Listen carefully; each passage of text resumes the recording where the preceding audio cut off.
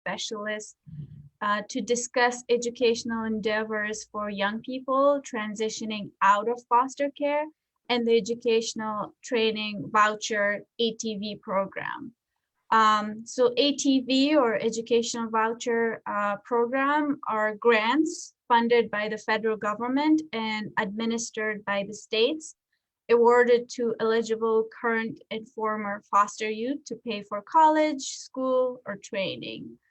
In this interview, we will hear from Jeffrey about different paths young people can take in their journey to reaching their educational goals, and how ETV can help them successfully complete their education and become independent, contributing members of society.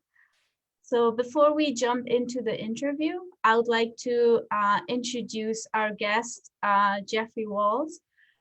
So Jeffrey Walls joined the Oklahoma Department of Human Services in 2015.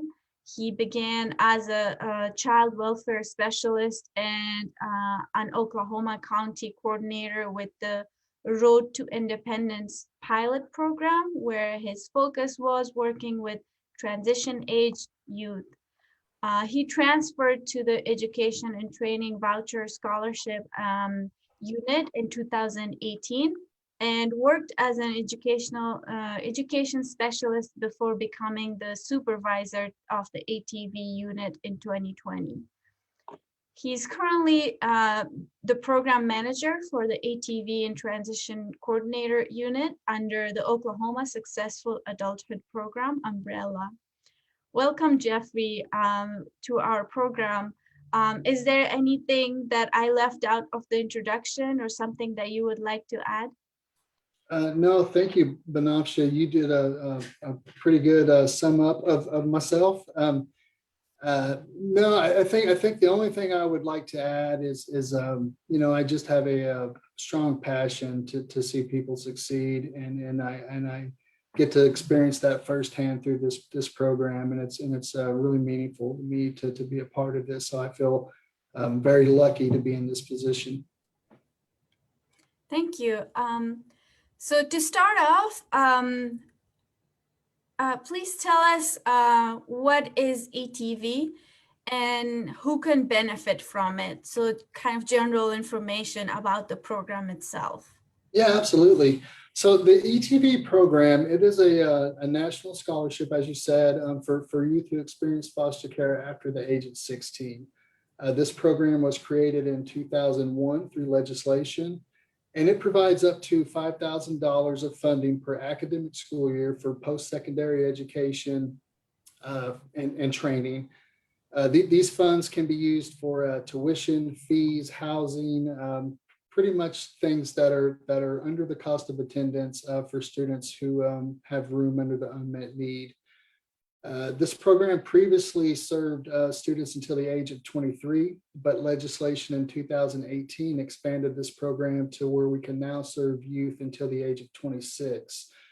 However, with that expansion, we're still bound by the 5 total years of funding, so we have to monitor that within the program. But that does allow flexibility now for students who are not quite ready at 18 to start a little later on their college journey and still have room to finish a bachelor's degree. So I'm very happy with that expansion. Yeah, that is a very beneficial expansion. And as you mentioned, it's funded by federal government and administered by different states. So how does the state of Oklahoma implement the ETV program? What are some similarities and differences in how other states implement the ETV program? Yeah, so in Oklahoma, we have the benefit of being able to employ four full-time education specialists who work directly with students in our program. And the role of an education specialist, what their duties are, what they consist of is assisting them with the disbursement of funding, obviously, whether that be directly to the school or in some instances directly to the student. We assist with educational planning, housing planning, the application process for our program. the completion of the free application for federal student aid, which is the student's link to the Pell Grant and when needed, student loans.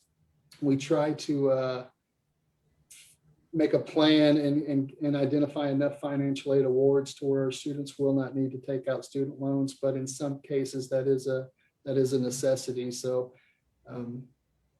and that's done through the free application for federal student aid, and then also what they do is making students aware of campus and community resources. There's such a critical component to what we do. We would not be able to do the things we do without our community partners and campus contacts. We do reach out to them frequently. We cherish those relationships and work to maintain those and keep students connected with our partners as well. Oklahoma, we disperse the full amount of $5,000. So in the legislation, it says up to $5,000. Unfortunately, not all states are able to provide that. In Oklahoma, we're fortunate enough to where we can provide the full amount of the $5,000 per academic school year for our students. And again, at $5,000 per year, that will not cover, the full expenses of college. So the idea is you're going to stack that financial aid award with other scholarships and grants to cover the cost of school. So that's what another goal of the education specialist is, to help students identify those other financial aid awards. The disbursement of this funding, it's typically done if we're talking about a college or university. We usually release a fall payment of $2,500 for the fall semester, and then a spring semester payment of $2,500 for a total of $5,000. Now, we do have the flexibility in this program to retain some of that money for a summer semester if that meets the student's educational goals. Now, with tech programs, depending on the length of the program, that looks a little bit differently. Usually what we'll do with a tech school program is disperse back-to-back payments of $2,500 so that program is paid and that student can continue on. Mm-hmm. I'm sorry, but we average around 160 students in our program at any given time. Today, actually, I pulled the numbers. We have exactly 160 students, so that average does hold true. We communicate with our students quite frequently. Mm-hmm. So this communication is done through text messages, emails, phone calls, Zoom meetings, face-to-face contacts pre-pandemic. And we intend to resume face-to-face contacts when it's safe to do so. All of our Zoom meetings and face-to-face contacts, that's done on the student's schedule.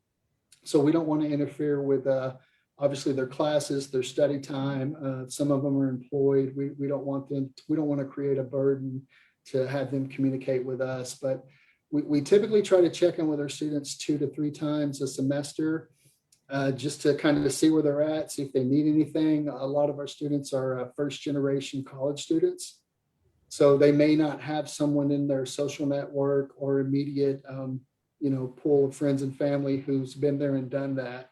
So we try to just make sure that they're aware of everything that's available for them and try to assist them with any issues that may be coming up that can be resolved through some communication on our part with the community partners or the campus.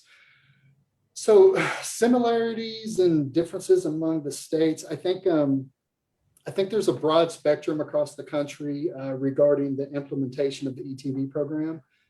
Some states' programs look very similar to what we do here in Oklahoma, and other states can look totally different. All states are bound by the core legislation parameters, but implementation can look different depending on their ETV population, the available ETV funding, and the available staff. I think every state to some degree is incorporating feedback directly from their students into their programs and making adjustments to the programs as they go to better meet the needs of those students. Some states are utilizing a contractor who handles the ETV applications, the funding disbursements, and the communication with the students. And other states are using systems very similar to what we're doing here in Oklahoma in regards to their version of an ETV staff or something like that. So And what are the characteristics of young people who receive ETV vouchers? So in other words, what are the eligibility criteria in Oklahoma other than young people being part of foster care system? So we have one of three eligibility requirements here in Oklahoma for the ETV program. So one, they can access the program if they've left out-of-home foster care between or on or after the age of 18, be a resident of Oklahoma. I'm sorry, that's for the tuition waiver. Left care through guardianship or adoption after the age of 16, or be eligible for the foster care tuition waiver. So the Oklahoma foster care tuition waiver eligibility for that is the student must have been in care for at least 9 months between the ages of 16 to 18, be a resident of Oklahoma, and have graduated from a Oklahoma accredited high school or received an Oklahoma GED within the last 3 years.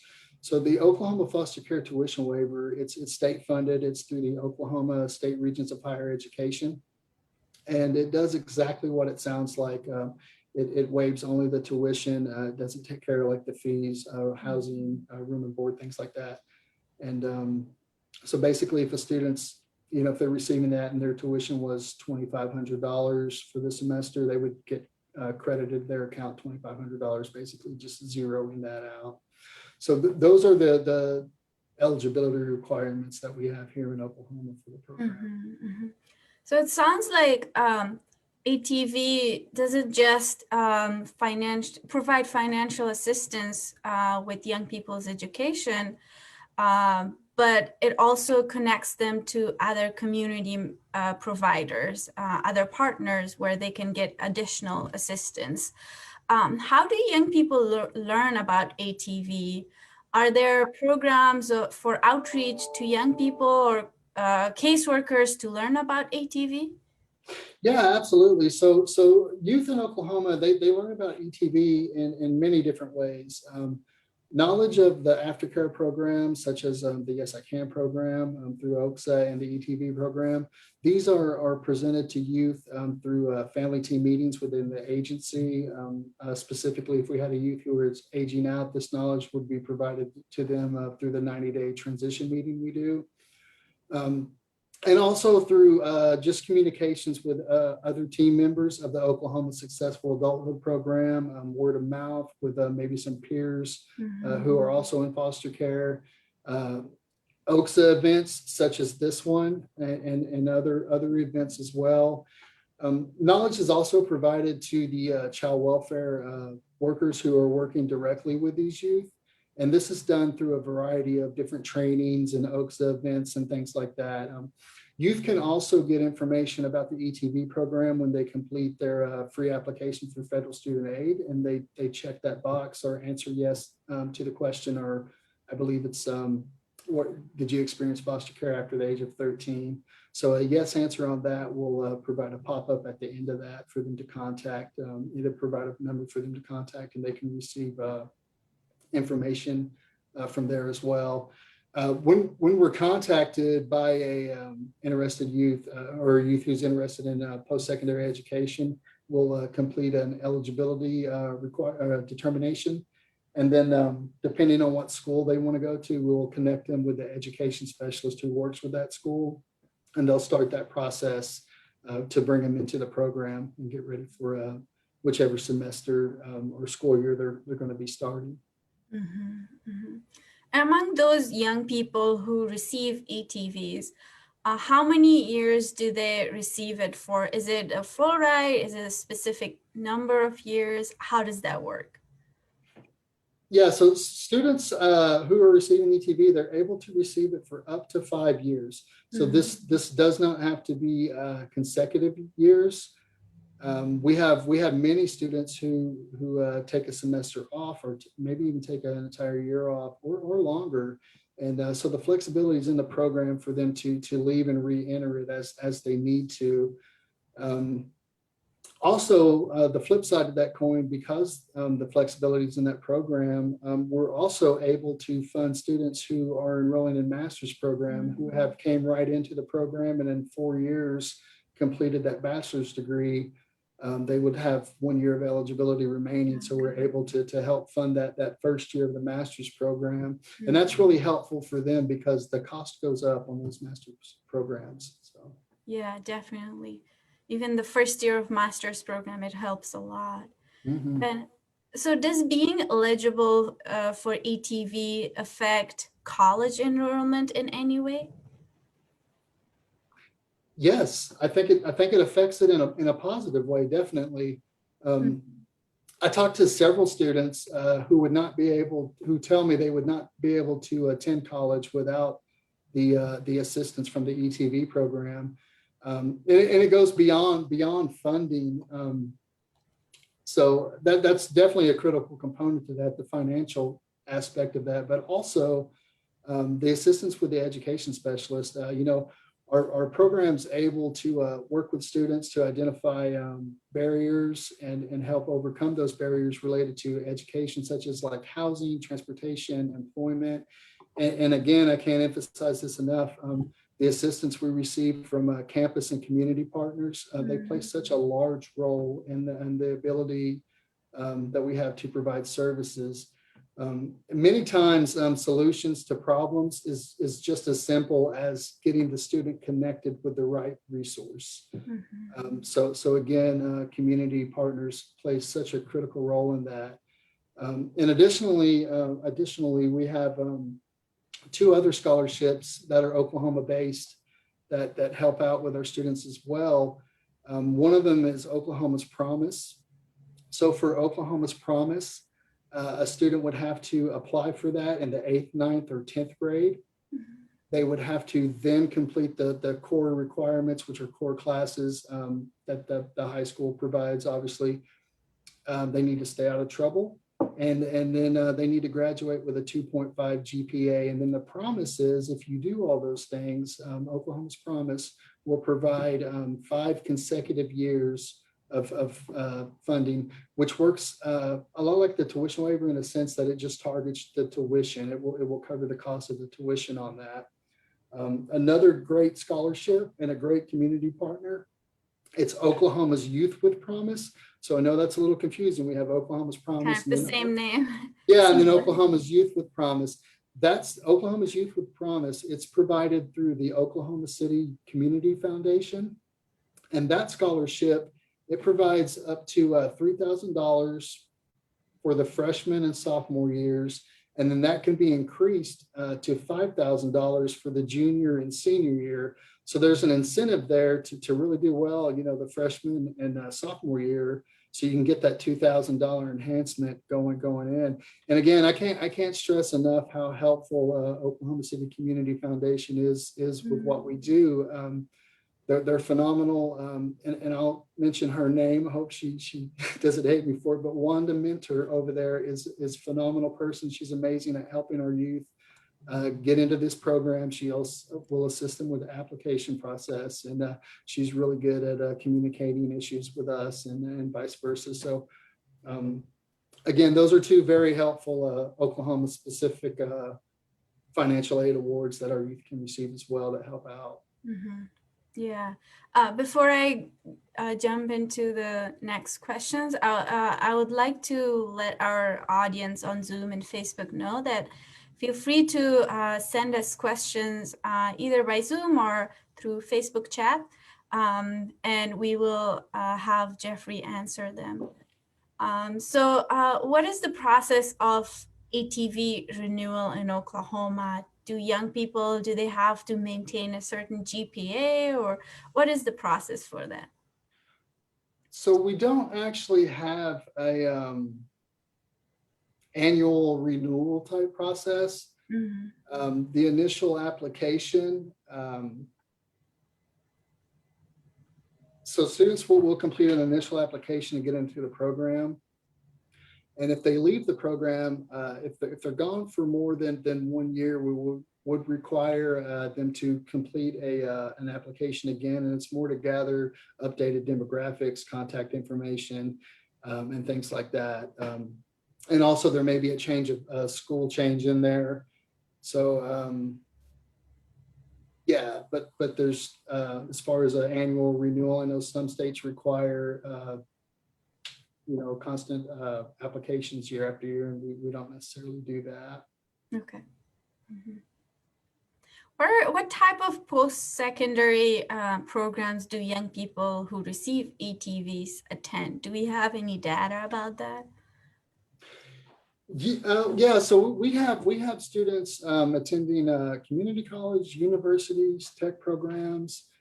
Like I say, the flexibility is in there. They're able to change schools as they progress through their educational goals. We have some students who start off in a 2-year college and complete that associate's degree and then transfer to a 4-year college. We have some students who complete a tech program first and go into the workforce and continue their education at a 2-year or 4-year college. So there's a lot of flexibility into that, and that determination is totally up to the student. I mean, we will consult with them and kind of work through that thought process with them. In regards to actual programs of study, we have future welders coming. We have future accountants, nurses, lawyers, educators, social workers, counselors, politicians. I think we may have a future president coming if this young lady so chooses to do so. She definitely could pull it off. So it's just a wide gambit of what these youth are interested in and what their career paths are. And I just want to add that I think every student in our program is experiencing some degree of success. And in my mind, and anyone who knows me, I say this often. I think any youth or any student who has the courage to attempt post-secondary education, I think they're succeeding right off the bat. This is not easy, and like I say, a lot of them are first-generation students. This is a new territory for them. It's drastically different than high school, so. That's what I'll say about that. Now, national averages, and these studies vary. These numbers, it's really hard to track this data, but national numbers would suggest that around 4% of youth who experience foster care will graduate with a bachelor's degree, compared to about 35% of the general population. So we recognize right off the bat that that's a huge discrepancy, and we're working to get that number closer together. And obviously, we don't want to bring down the 35%. We want our 4% to go up. And Oklahoma is and I think every state is recognizing this and trying to make changes to bring that number a little closer together, or bring our number up, I should say. And a couple of things that Oklahoma is working on to do that is we're looking at the extension of foster care to 21.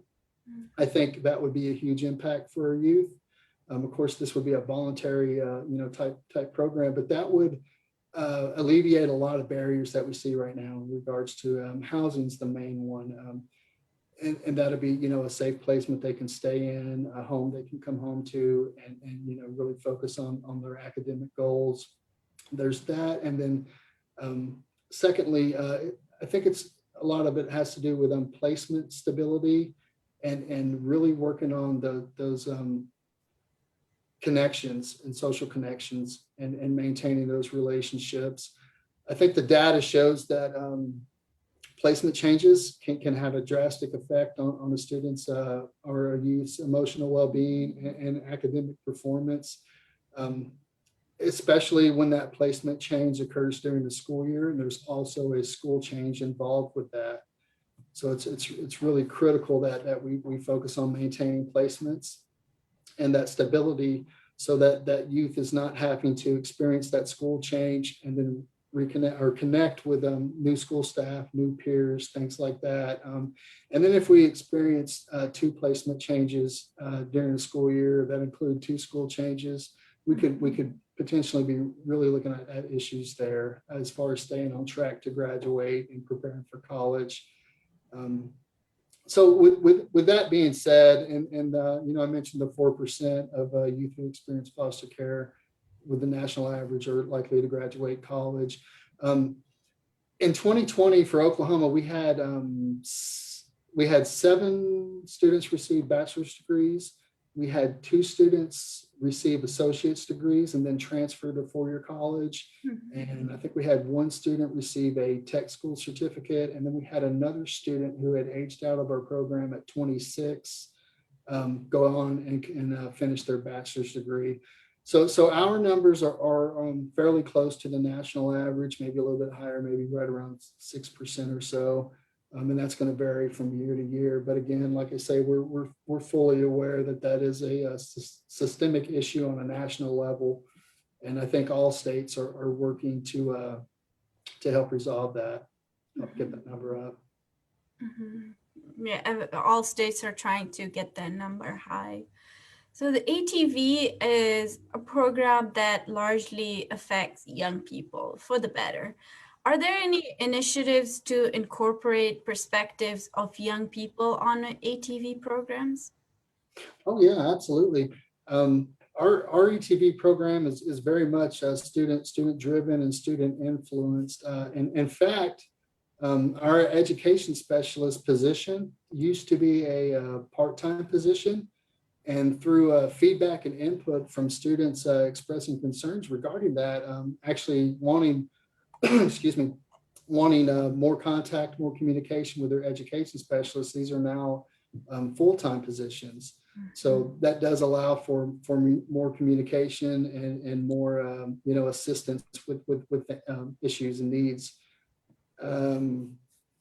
We also employ 4 ETV students within our agency. They don't work directly with ETV issues, but they are in our unit. They are involved. We do value their input.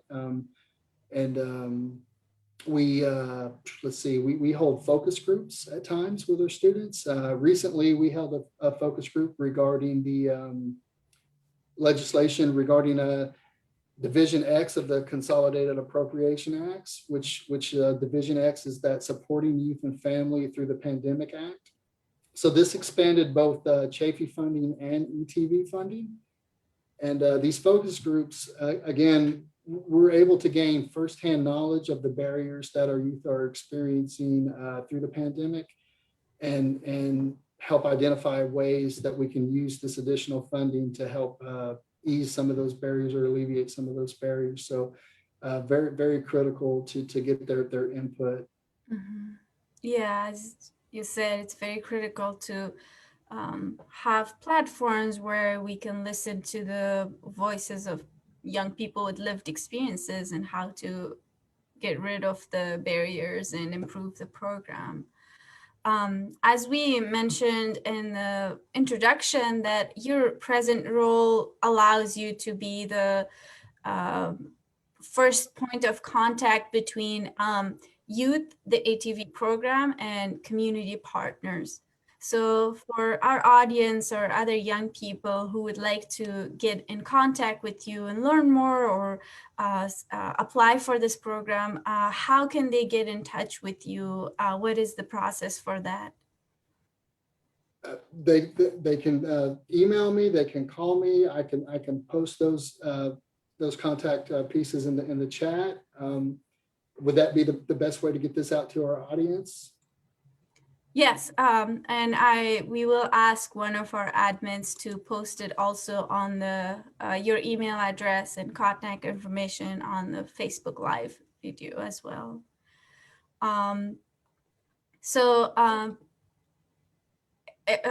Jeffrey, I think we have some questions. So one of the questions from Facebook is, how many youth are in the ETV program? Currently, right now, we're at 160, and that's usually our average. Sometimes in the fall semester, we'll pick up a little bit more students, and then we tend to lose a little bit more in the spring. So it kind of balances out. And students are entering and exiting our program for several different reasons. Excuse me. Usually it doesn't have a whole lot to do with the academics, believe it or not. It's usually some other kind of social component or some other kind of barrier, or they just need a little bit of time. So that it creates that influx in our numbers. Yeah, as you mentioned before, there are so many variants that affect young people's continued education. So that could affect the number. We have another question. So I work for Oklahoma Baptist Homes for Children. Our youth are placed privately by their families, and many of them are with us throughout their teenage years. Is this program exclusively for foster placement, or is private placement eligible as well? This program would exclusively be for foster youth who experience care after the age of 16. So I'm sorry, but we wouldn't be able to help you in that sense. But if you contact me, I could potentially, well, I know I could give you some additional general public scholarship links that you could probably utilize to help you out. Thank you. Jeff, is there anything that I didn't ask or you would like to share with our audience about ATV? I think we pretty much covered it all. Thank you very much. Thank you for joining us today. This is such a good program for young people to benefit from. We will be in touch with through Facebook chat if someone has any question or they want to learn more about the program. Please feel free to ask us any question.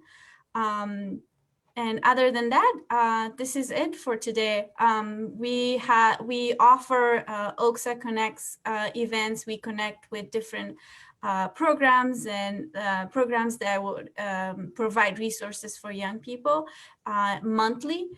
So hope to see everyone on our next OKSA Connect program.